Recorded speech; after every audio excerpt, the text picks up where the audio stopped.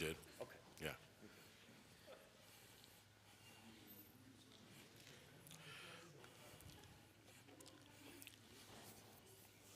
It is time to start, and I've been told by the powers to be that I can't put my first slide up until I actually start talking.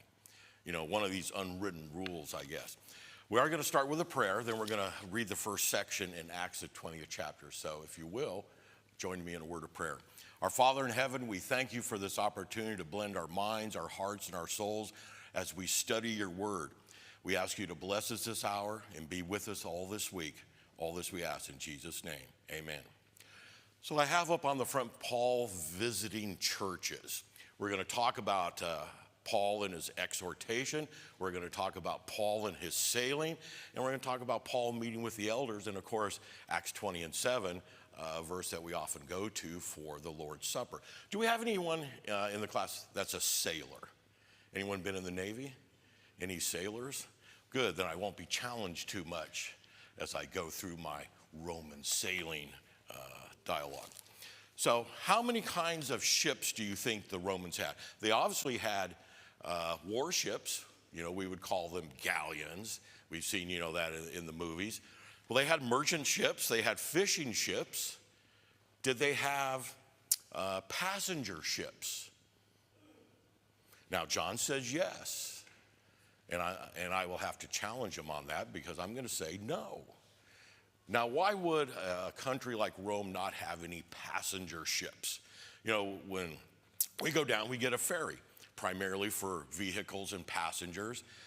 Cruise liners, you know, carry passengers around the world. And today, you know, much of our transportation, trains, planes, and automobiles, is for transporting humans to different places. The Romans didn't do that. They didn't have any ships that were specifically made for carrying passengers to different ports. And why would that be? Why would something as sophisticated as the Roman Empire not have something like that? Anyone? Anyone? Now, I would say the simple answer is money. If there was a cargo to be carried in the Roman Empire, the Romans would have catered to it. So merchant ships, what did merchant ships carry? Cargo, wheat, flour, merchandise in order to be sold throughout the empire. Of course, a warship carries soldiers, and there was a need for that. Fishing boats would go out and they would engage in fishing. Why? Because there was a market for the fish when they returned back to port, and people were in the business of making money. What we have on the board up there is your typical merchant ship. And we're going to read several times in the book of Acts, especially the chapter 20, and also part of chapter 21, where they sailed. They set sail and went somewhere. But in these ancient times, you didn't go down to the port, go to the boat harbor master and say, I want to purchase a ticket to go to this city or to that city. What they had to do is they had to go down and find a merchant ship that was going where they wanted to go. Let's look at Acts 20. Let's read through the first section. And it says, and after the uproar had ceased, Paul sent for the disciples, and when he exhorted them to take leave of them, he departed to Macedonia. And when he had gone through the districts and given them much exhortation, he came to Greece. And there he spent 3 months, when a plot was formed against him by the Jews as they had set sail for Syria, determined to return through Macedonia.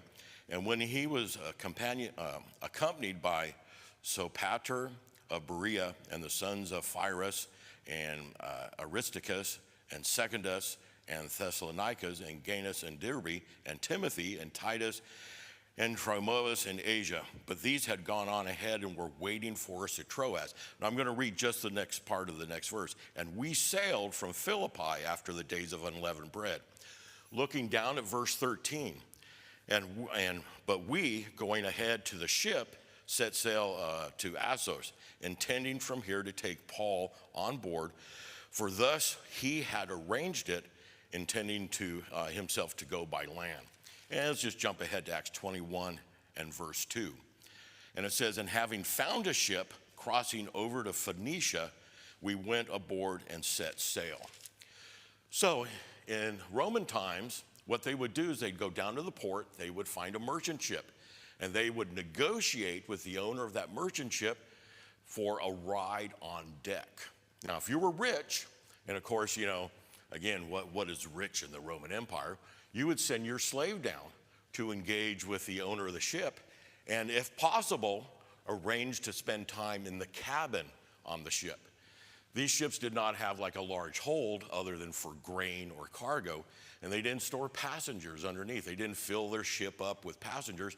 They were carrying cargo for the sake of merchandise, and if need be, if someone wanted to ride on the deck of their ship, they would allow them. But a rich person would say, the owner of the ship is probably willing to make enough of a profit off me that he may sell one of his bunks inside of his cabin. Now, if you were really rich, you owned your own boat. And so you had your own crew and you didn't have to deal with going down to make this arrangement. So when we see here in verse 13 where he said what they had arranged, that refers to the practice of the time where they would go down and they would inquire of all the merchant ships, where are you going? Where are you heading? And if they were going where they wanted, they would then say, what is the price for myself, for my companions? Now, the Romans tend to be sailors who were very concerned with things going on in the world. I can't remember the word now. I was going to say suspicious, but it's superstitious. They were very superstitious. What was the one thing, and now someone else here may come up with something else. What was the one thing that Roman sailors never allowed passengers to do on board their ship? You might say, set a fire on deck. And I would assume being a wooden ship, they probably didn't allow that. But something more concerning their luck in traveling. Dancing. No Roman sailor, no Roman captain would allow any of his guests to dance on board his ship. So moving on to more of the context of our lesson, what is exhortation? Encouragement. So in this section, it talks about Paul's travel. Now, of course, Acts is a book that really is kind of giving us history. They went here, they said this, they traveled there, they visited these people. We don't often turn to the book of Acts to find deep doctrinal matters being dissected like we do in Romans, like we do in 1 Corinthians, or even instructions like 1 and 2 Timothy. But we see more of the occurrence of daily activities. So Paul here went in and he exhorted the brethren. And I have up there the Greek to comfort, to encourage, literally to beg or plead. So this certainly doesn't give us a lot of details. How many of Paul's dialects or sermons do we have recorded word for word? Anyone know? I don't know, so whatever your answer may be, we'll certainly digest it. But not many. Most of the time we have his letters, which don't include his verbiage verbatim. The book of Acts has several times. When we read later in this chapter, and he's before the elders, I would assume that dialogue is probably written down virtually verbatim by Luke. So we have him going here and encourage. Now, how did Paul do that? How did he exhort? How did he encourage? How did he comfort the brethren where he was going? What's that? Many words. So how are words encouraging? Let's examine, our current day practice. What makes for a good sermon? But better yet, what makes for a good Bible class? We'll examine Tim's Bible teaching style. Would you say that Tim is a good teacher? All those that think Tim is a good teacher, don't raise your hand. Look, unanimous. Everyone thinks you're a good teacher. Now, does he come to class with enthusiasm? Yeah, I would certainly describe that when this Wednesday, when he's up here, I'm wholeheartedly looking forward to his enthusiasm. Doctrinal purity, is that important? Absolutely. We would probably say that's number one, that what Tim teaches is doctrinally correct. But what is it that we like in a Bible class teacher? I mean, he dresses well enough that, it's not distracting. He speaks well enough that it's not distracting. What would be a distracting Bible class teacher? Anyone? What would be hard, the Bible class teacher? Someone who's quiet, someone who mumbles, someone who you can't hear. It's also important that what he shares with us, I can understand. So far, Tim has not preached over my head.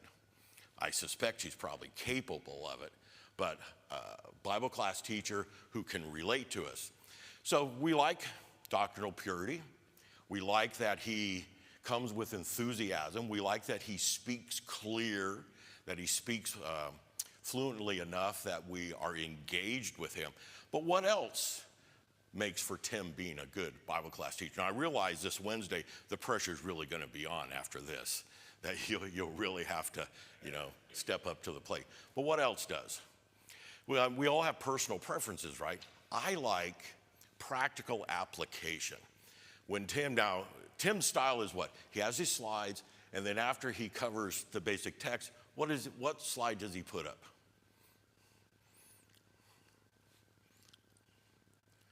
A slide with questions.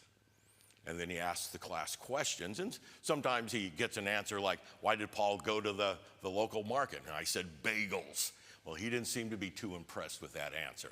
He liked the answer that he went there to meet non-Christians, to engage them and to instruct them. So there are certainly things like this that, enhance our Bible class. We're able to engage, we're able to understand the teacher, and for me personally, practical application. Now, what is it that the students here, what is it that you like in a Bible class teacher?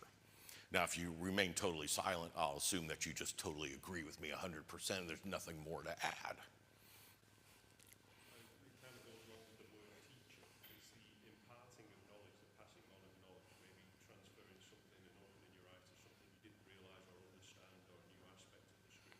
All right, passing on his knowledge, certainly a very, very good point of a Bible class teacher. So, since anything else that we like in a Bible class teacher, besides the points I've already mentioned? Yes, Tim.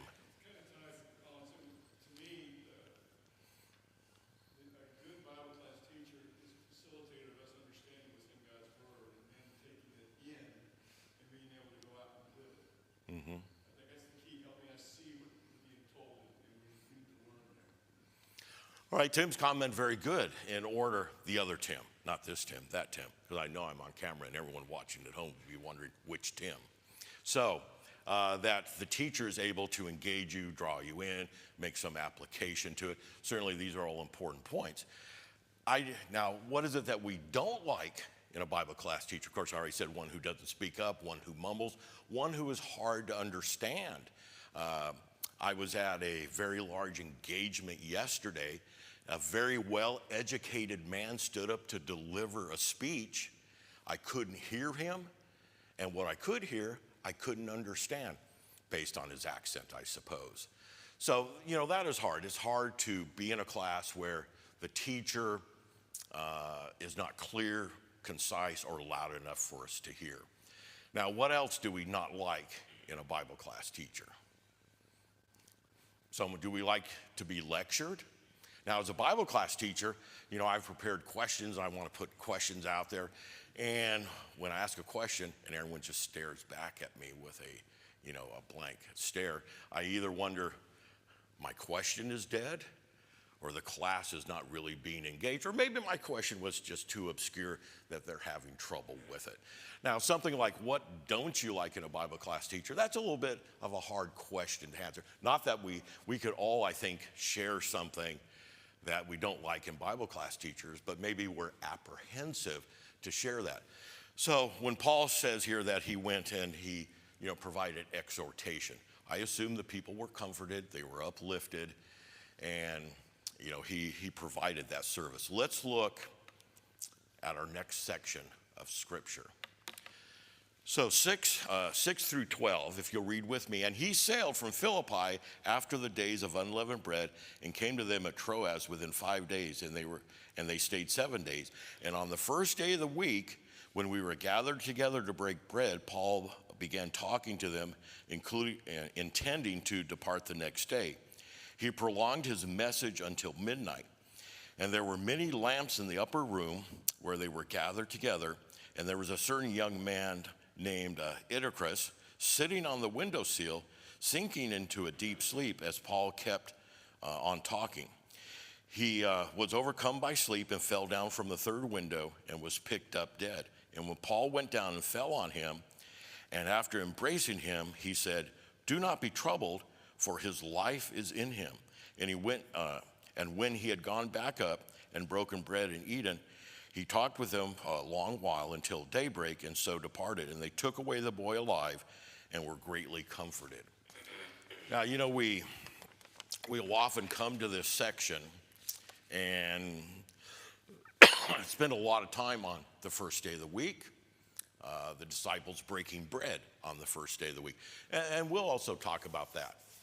But the sixth point that I have up there, what do we learn from Eutychus? Anyone look up to see how that name is actually pronounced? Because most of the time, what was it? Eutychus. What do we learn from him? Don't sit in a window. Don't eat a big meal before you go to church. Don't listen to boring sermons. Was Paul boring? Tim says no, shakes his head. No, Tim, that Paul was not boring. I think Paul probably was not boring. I don't think that Eutychus had these typical problems. The first day of the week, was that a normal work day for the Roman Empire? Or did they have 5 work days and 2 weekend days when they went out and frolicked about the countryside? What's that? Right, it was a normal work day. So the people, whether they were a slave, whether they were a shop owner, whether they were in the military, we don't know what their background was, but they had worked all of that day. So we usually look at this young man as sitting in a window, and just through exhaustion, you know, he fell out the window. It's mentioned here because of Paul's miracle. This young man hadn't fallen out the window and probably died, you know, he wouldn't have been mentioned. Well, what lesson do you think we can learn from that, Tim? Him falling out the window and dying. Stay out of windows at church? Time and chance, and it was an opportunity for Paul to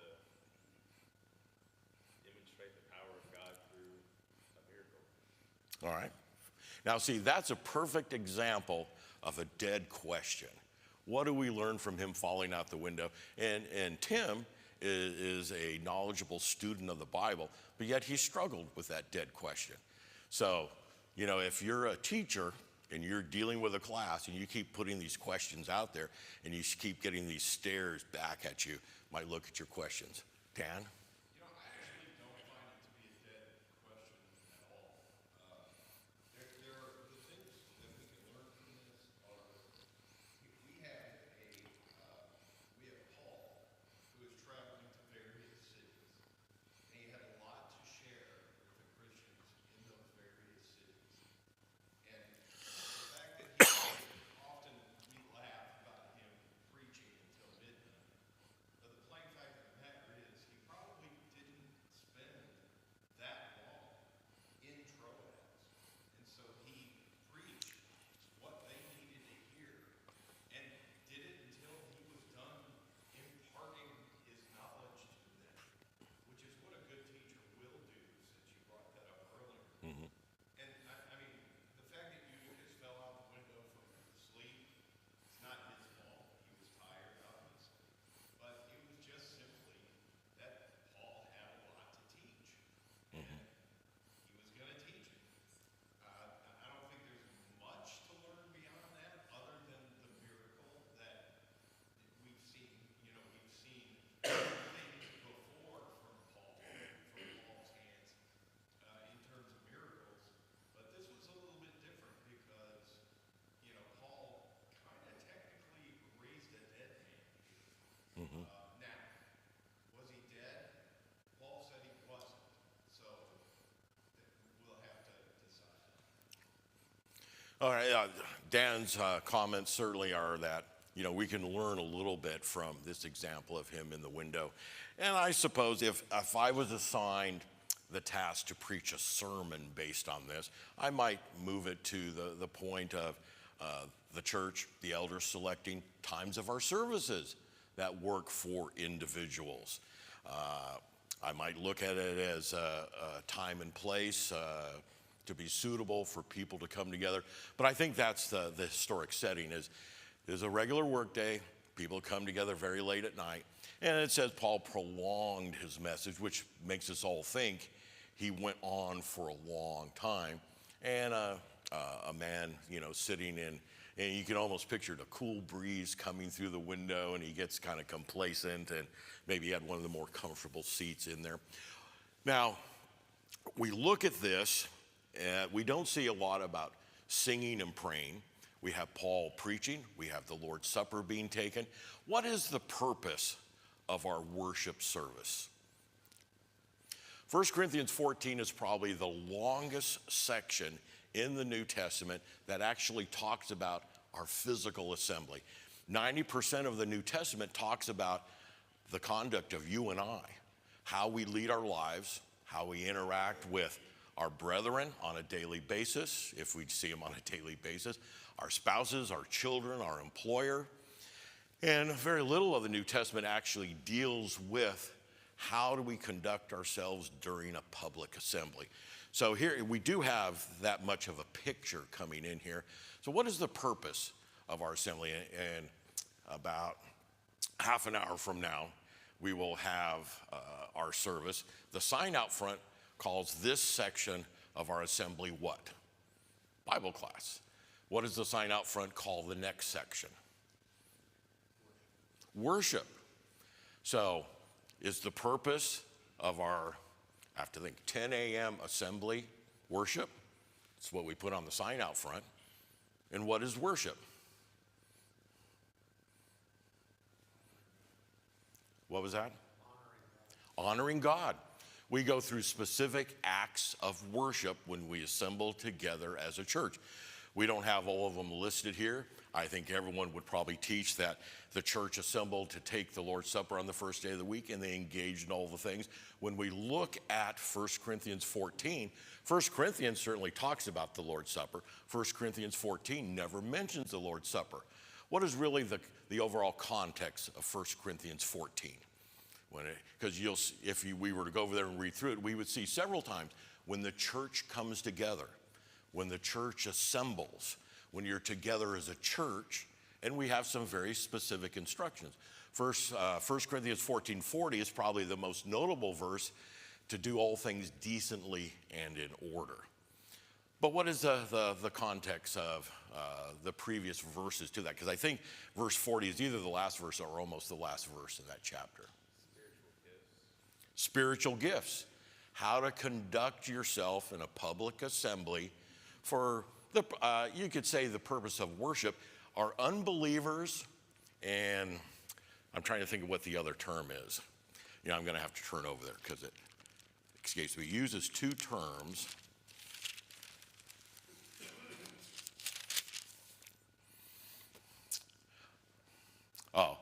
My version says ungifted men and unbelievers. If ungifted men and unbelievers come into your assembly, what do you not want them to think of you? You don't want them to think you're crazy. So, therefore, conduct yourself this way. Then it goes on to those that are bringing songs, bringing prayers, bringing prophecy. And of course, at the end, what we always refer to is do all things decently and in order. And I would say we certainly have capitalized on that. Our next hour, for those of you that are sitting here, it's going to seem very decently and orderly. If we have visitors, those who are ungifted or unbelievers, and they were to sit in our assembly at 10 o'clock, I would say not one of them are going to think we are crazy. But apparently that was a problem in the first century. So was the first century assembly for believers or unbelievers? Both. Yes, very good answer.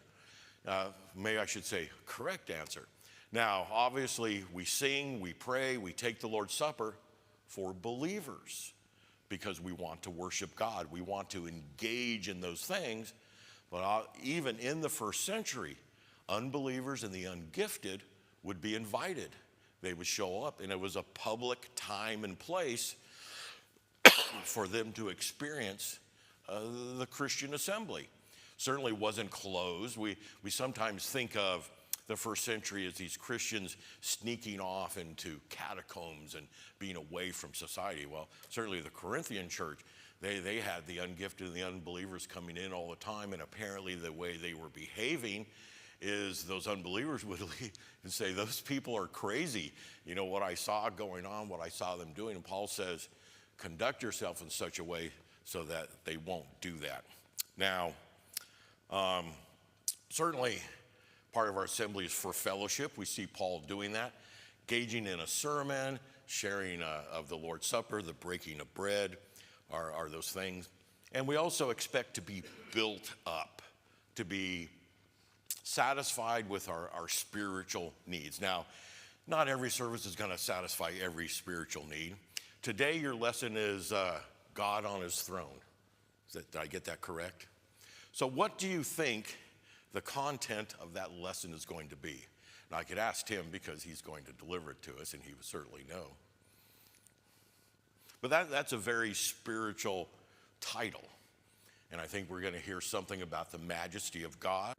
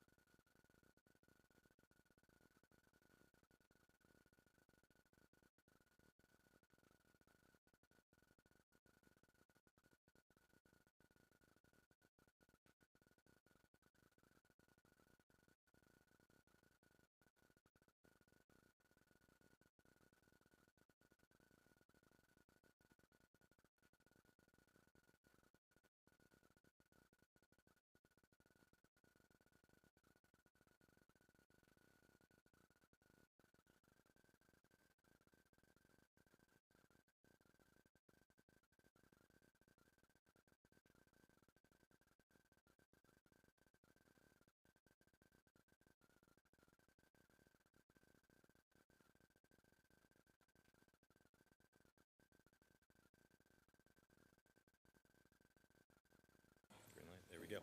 Thank you. All right, what is hermeneutics?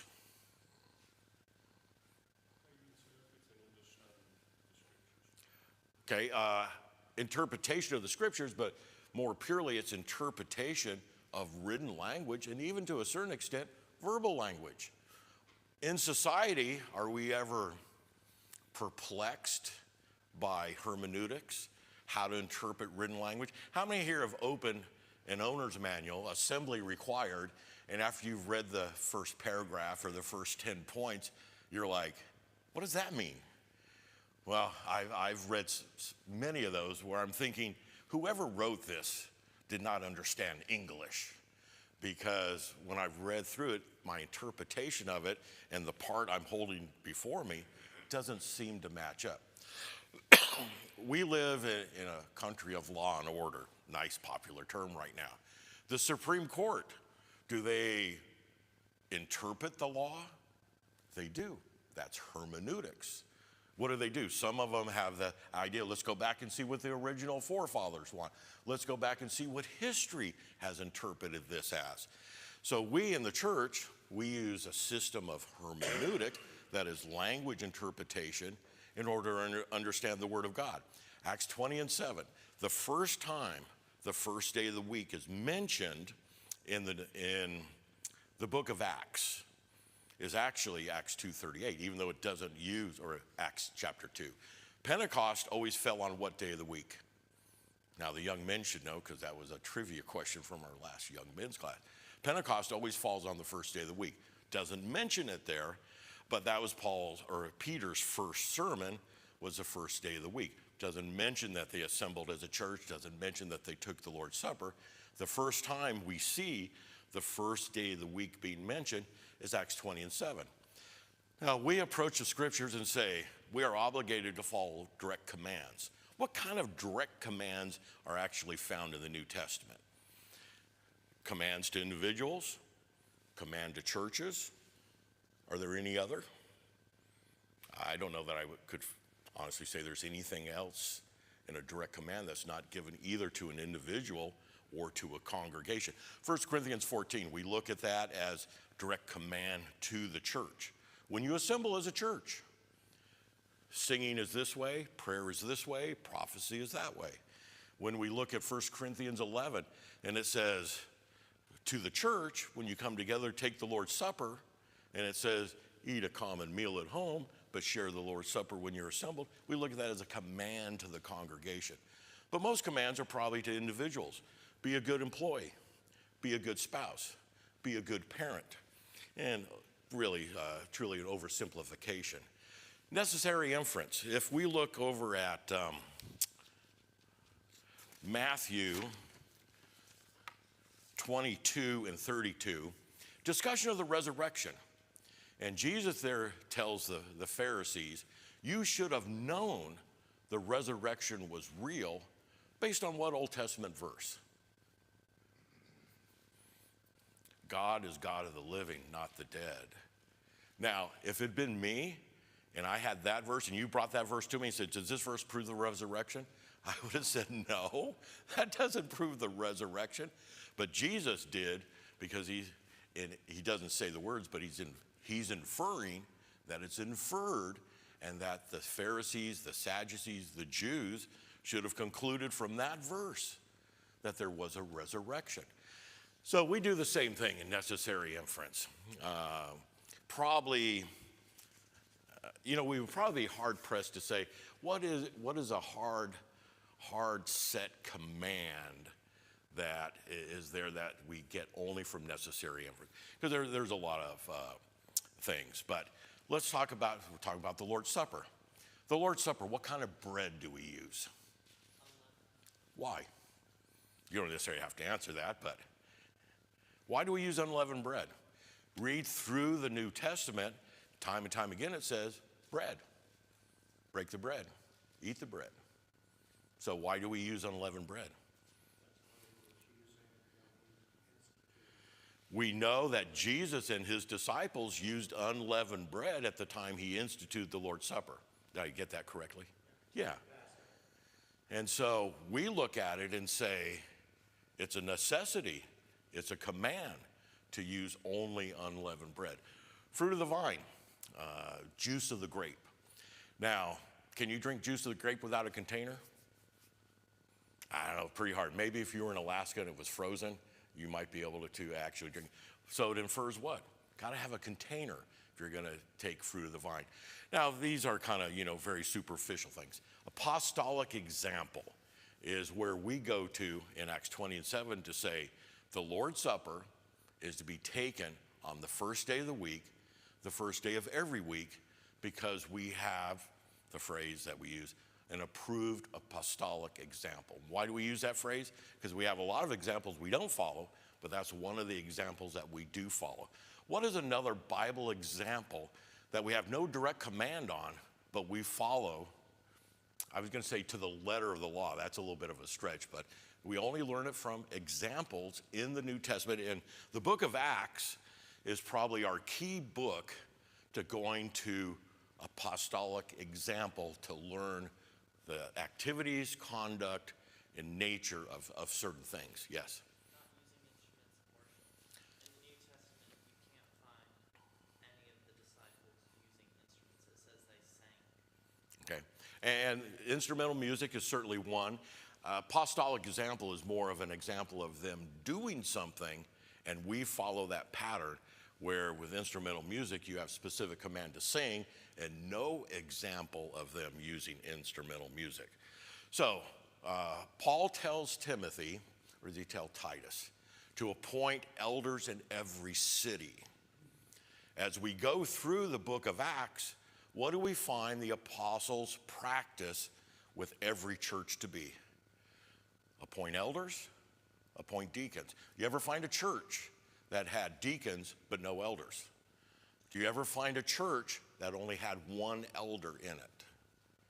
All right, so we learn that by Bible example, the example of the New Testament church under the guidance of the apostles. Not to prolong this too long, because we do have one last section that's very important. Comments, thoughts? Okay, the last section, not going to read through this in its entirety, but Paul comes and he calls the elders together. He meets with others in sales. We already know all about sailing. The Ephesus elders. He says goodbye and gives them a warning. And that warning is that savage wolves are not going to spare the flock.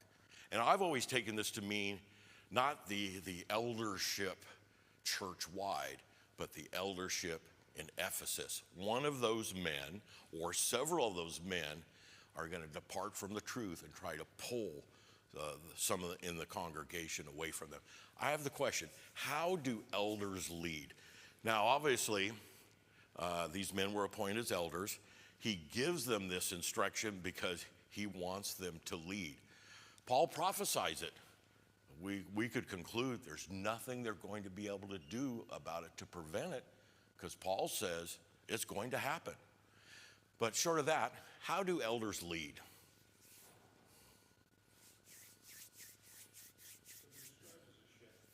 What was that? A shepherd. Mm-hmm.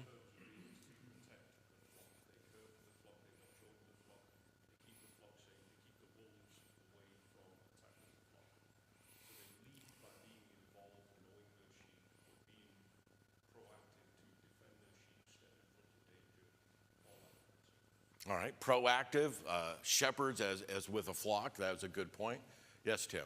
Paul uses his own example in the previous verses where he warns them about the fierce wolves. He says, therefore I testify, if I am innocent of blood all, because I did not shrink from declaring to you everything you need to know from God.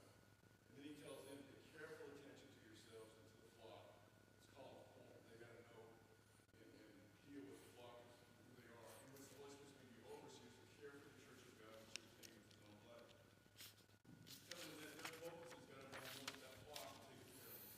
So whatever comes in is not right, they're going to deal with it. They're going to know that they're going to deal with it quickly. Remember, it's all about what the counsel of God is instructing them to do. All right, good points that you made. So, elders leading. Example, do we learn by an elder's example? Well, we say yes, scriptures actually mention that. But what exactly, or how exactly do we learn from an elder's example? You see their conduct here when we come together. Did any of you notice how they were dressed this morning? Tom hadn't shaved in like 4 or 5 days. Not that that's any issue with me. But we would expect them to dress appropriately for services or for teaching. We would expect them to speak as spiritual men would speak when we engage with them. So those are certainly ways that they can lead by example. Certainly teaching, when they teach a class, when they prepare a lesson and give it to the congregation, that is certainly another way that they are leading. We expect the elders to be knowledgeable in the scriptures. One of the qualifications, able to teach. We often discuss, well, does that mean they have to be a good speaker? They have to actually be a good teacher. But we also expect them by doing the things they do in their life, how they conduct themselves at work, which we often don't have much insight into, how they conduct themselves at home, which we often don't have much insight into. Often our most exposed time with an elder is briefly in passing as we see them before services or after services. Now, much different than New Testament age, where the majority of a congregation lived within walking distance of the congregation. They did their shopping, they did their work, they did their businesses, all within the community. So they would probably see their elders at work, in the street, in the marketplace. We don't quite have that kind of exposure. So we have to look and say, how do they lead? Now, their decision making, not so much their process, but the decisions they make causes us to look at them as leaders, good or bad. What if the elders came out next week and said, we've decided that we're going to meet at 10 p.m. on Sunday instead of 9 a.m.? Anyone have an issue with that?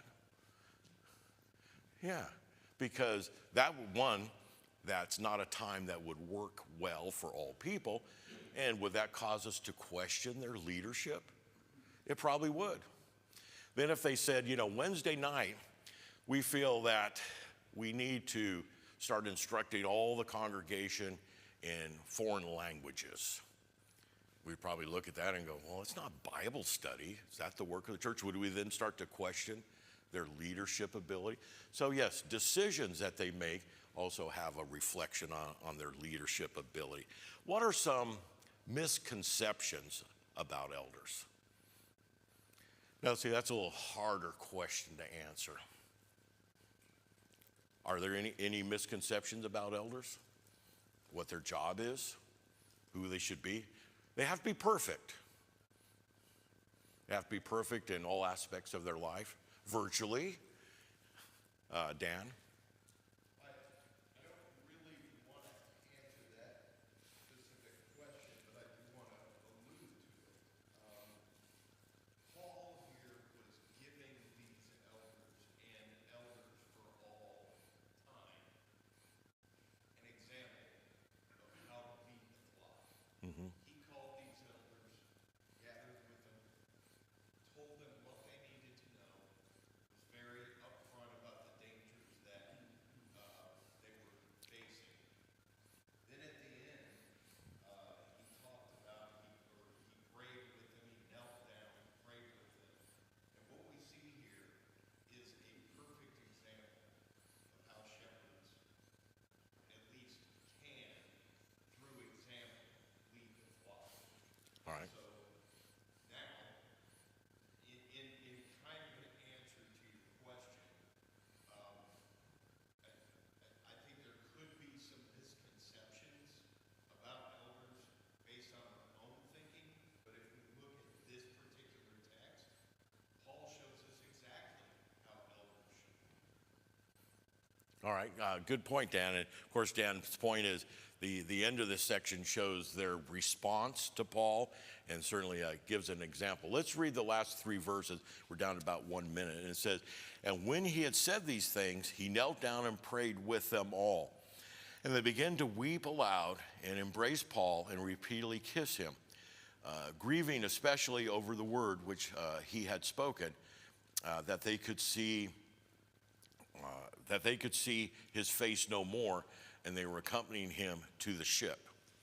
Now, not to diminish the concern here, they're just told that ravaged wolves are going to come from their midst. And what's mentioned in the text is they're despondent because they're not going to see Paul anymore.